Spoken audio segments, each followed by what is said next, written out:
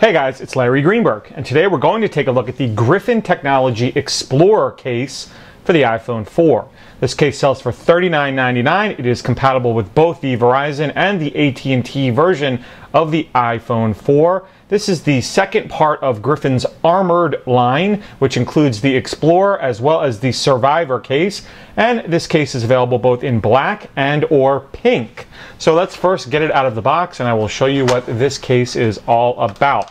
Now, I did previously review the Survivor case, so if you're not familiar with that case or you haven't watched my review, check the link in the video description where you can learn more about that case. That one offers a little bit more protection. This is kind of the slimmer or, little cousin to the Survivor. So the Explorer comes with some instructions for both inserting your phone into the case as well as into the holster that comes along with it. We don't need those. I already know how to do it. Let's get this out of the packaging. And here is the case. Now, before we get underway, this case draws obvious comparisons to the OtterBox Defender. I'll come right out and say it's almost identical to the Defender, except this case does not have a built-in screen shield. And I know that's actually going to please a lot of people. Probably the number one complaint I get from people about the OtterBox Defender is the fact that people don't like the built-in screen shield. They either don't like it because it doesn't give them the proper amount of feedback when they're tapping or swiping, or they prefer to use their own, or they find that it causes some bubbling or rainbow effect. So if you don't want it, as opposed to buying the Defender and cutting out the screen shield, now you have an option that works without a screen shield. So let's get the holster out of the way first. We'll get to that in a second. Let's first get the case installed onto my phone. It has this outer kind of hard rubber silicone layer that you have to peel away and get to the plastic or polycarbonate two-piece piece that's underneath. You can separate it with the tabs that run along the tops and sides. So you've got it into three pieces like so. Then you take your iPhone 4, and before I put it in, I want to point out that I do have a front screen shield, a back screen shield, and side pieces on my iPhone 4, yet it still works with the Explorer case. It's kind of a tight fit. You'll see me kind of struggle with it, but just so you know, you can fully skin out your iPhone 4 and have it work. Now, there's a little lip there at the bottom. You want to tuck the bottom side of the iPhone 4 in first, and then click the top part into place like so. Once you have it all seated, you don't have to worry about cleaning or getting the dust off your screen like you do with the Defender, because remember, this is totally open. Once you get it all seated, you take the other back piece and you stick the bottom portion in first, and then proceed to snap it all together until it kind of clicks in place. And just make sure that all the pieces kind of have clicked in. And there you go. So once you have that set, you take the silicone layer and you place it all over the plastic portion of the case. It has a bunch of different mechanisms that allow it to lock in place. You can see these little tabs right here. Those tuck into the little parts of the polycarbonate piece. It has port covers and has a cover for the SIM card tray, which you kind of have to tuck in. Make sure those are all seated, and just kind of go around the outer rim of the case just to make sure everything's in the proper position. Once it's all set, you're good to go. Now let's take a look at the case up close. You can see on the front, again, there's no screen shield, so you have full kind of playability as far as using the screen of your iPhone 4. It has a cutout at the top for the front-facing camera, the earpiece, and the proximity sensor. This works just fine with the white version of the iPhone 4, which I obviously have. Tested it out, no issues at all there with the proximity sensor functioning. One thing I want to point out is I do find the cutout a little strange. If I hold it up at a certain angle, you can see it's kind of at an angle in the lower right-hand corner.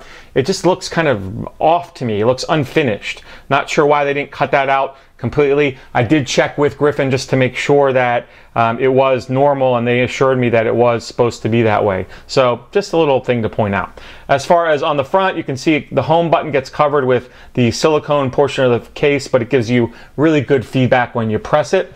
Along the bottom, the speakers are open there, and then you have a little flap for the 30-pin connector. Another thing to point out, on the website for Griffin for this case, it does say that the speakers are covered with port protectors, and it also says that the rear-facing camera is. You can see obviously that's not the case, so don't be deceived by the information on the website. So the speaker and the mic are open, but the port cover is covered with this little flap. It's pretty wide there. You can get most third-party cables in there. You won't be able to dock though with this case. You'll have to remove the case if you want to use a dock, or use one of those extenders or something like that. On the side, you can see that there are rubber buttons there for the volume up and down. They give you nice feedback when you press, and then a flap here for the vibrate switch.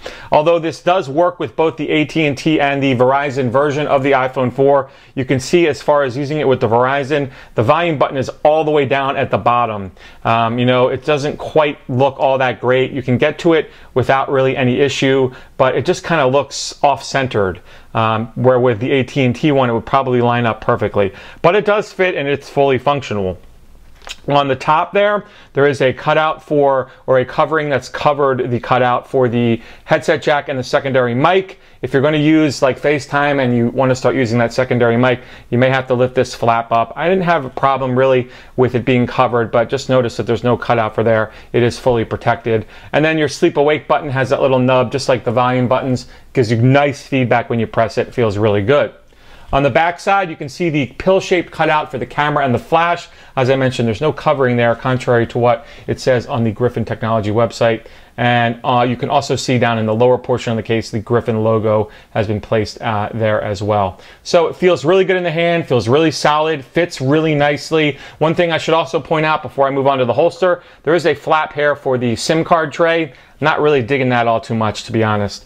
You know, I don't access my SIM. Obviously, I don't have one on this phone, but on my other phone, I didn't access it all that much. I'm not sure I see the need for that. I'd rather have that covered and just, you know, take the case on and off when I want to take my SIM card out, especially on the Verizon one, because it doesn't seem to fit right.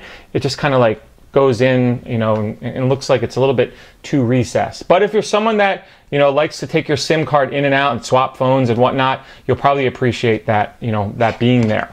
So let's move on to the holster. I did not care for the holster on the Survivor case. I really like the holster for this case. I kind of wish they would adapt this for the Survivor as well. It's much bigger, much beefier, much easier to get the phone in and out of, in my opinion. So you just start with the bottom and then snap it into place like so. You now have a ratcheting belt clip that you can wear in either the horizontal or the vertical position. Gives you really nice protection. It's not going to come out unless you want it to. It's kind of locked in there. You know, when it's time to come out, it comes out quite easily, and there's no issues there.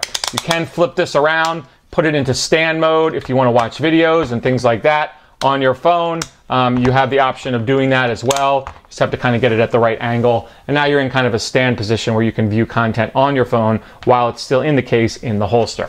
When it comes time to, you know, get back on the go, simply click that off, flip everything back around, and you're good to go.